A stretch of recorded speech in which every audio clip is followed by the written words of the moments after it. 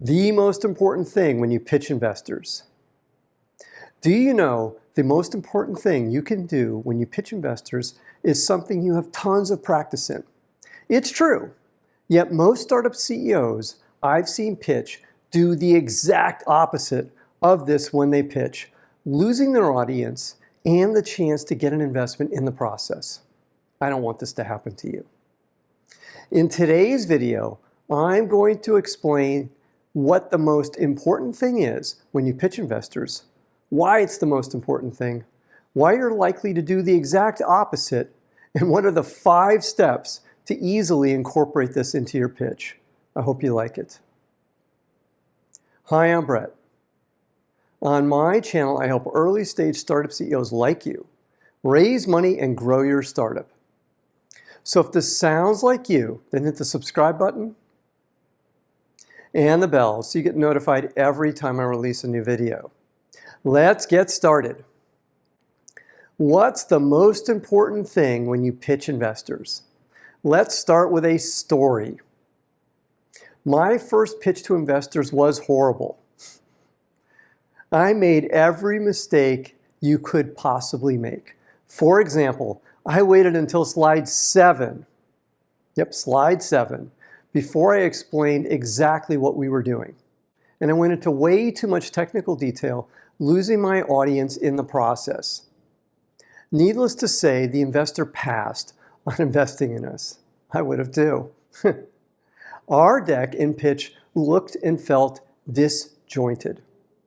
The problem we had was we hadn't figured out the most important thing when you pitch investors. You have to tell a story. Stories are how we communicate. It's how we keep someone's attention as we pass on information. And you've been telling stories from the time you could speak.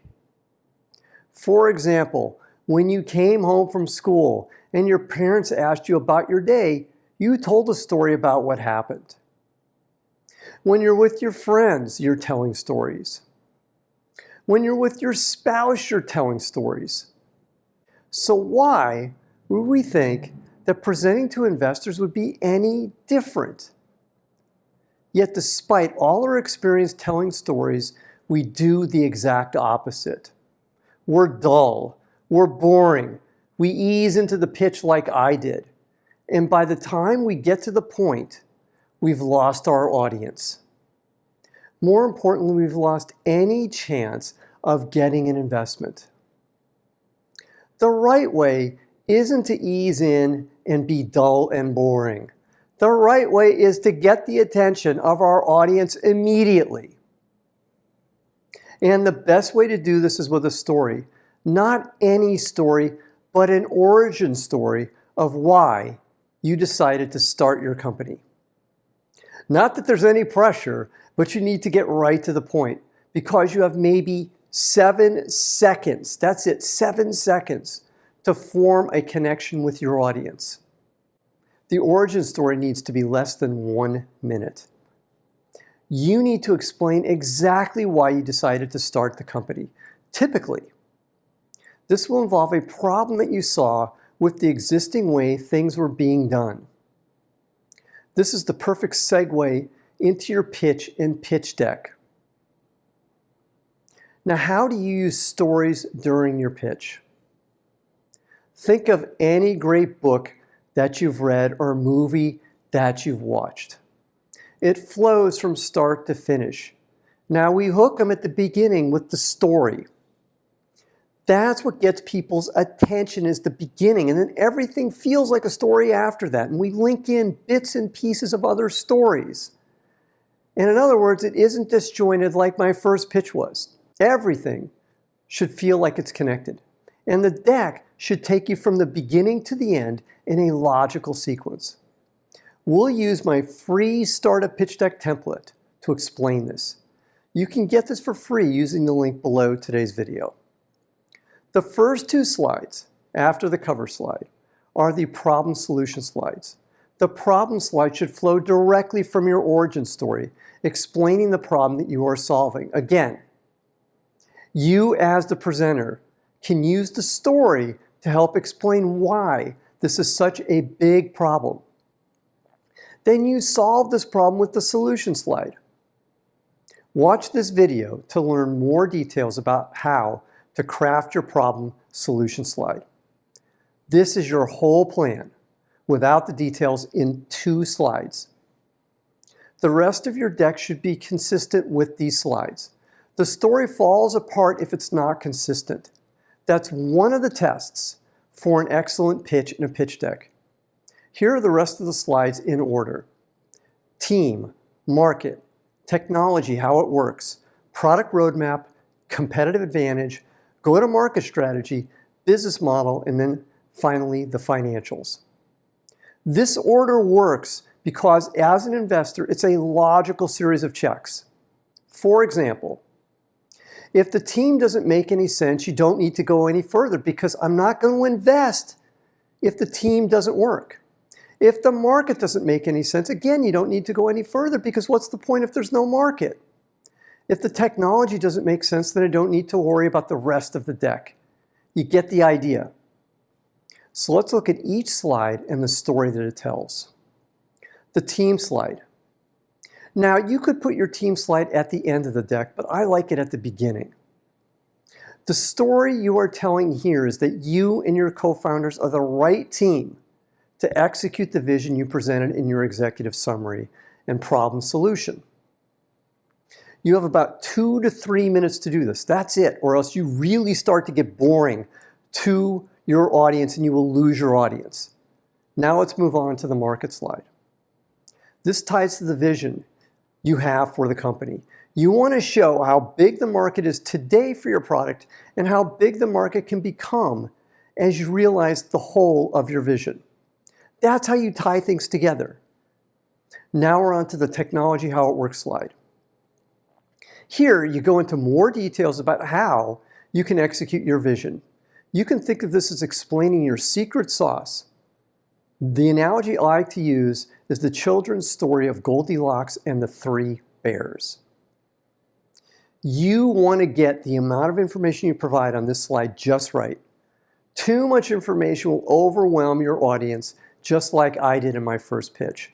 Too little information and you won't explain your differentiation well enough. Again, this has to tie to your vision or the pitch will feel disjointed. Now we're on to the product roadmap slide.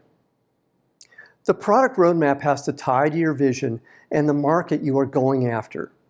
Here you are telling a story of how each step builds on the previous step to get you to your long-term vision. That's how this ties together. Next is the competitive analysis. The competitive analysis is all about your positioning in the marketplace versus your competition. The story we want to convey here is how our product or service is filling a unique need in the market versus our competition. This should tie to the executive summary solution slide. A pro tip, don't hide who you're competing with. You can get huge credibility by talking about all of the competition. Now we're on to the go-to-market strategy. This is how customers will find out about your product or service. You want to tell the story simply, so it's easy and obvious about what you're trying to do. That's all you want to do here. Next is the business model. The business model is how you make money. You want to show how your company will make money. The business model has to tie to your competitive analysis. And it has to be simple and easy. If it's not, it's going to be a concern for your investors. Finally, we're on to the last slide in the deck, the financial slide. I'm old school, and I'm a big believer in showing the financials in a simple income statement format with a couple of extras. The extras are headcount, cash, and maybe one metric, like the number of customers you have. In this slide, we are telling the whole story of the company in numbers. This slide has to tie to the market slide or it will not make sense. Now, if this content is resonating with you, then please hit the like button right now. One final thought. Rehearse and pay attention to the flow during the rehearsal. If something feels like it's out of order, then it's going to feel that way to your audience too. So change the slide order if you feel that the story doesn't flow. Now, what did you learn from today's video? Put your answer in the comments column below today's video. And if you have any questions, put them in the comments column too, and I'll be happy to answer them for you.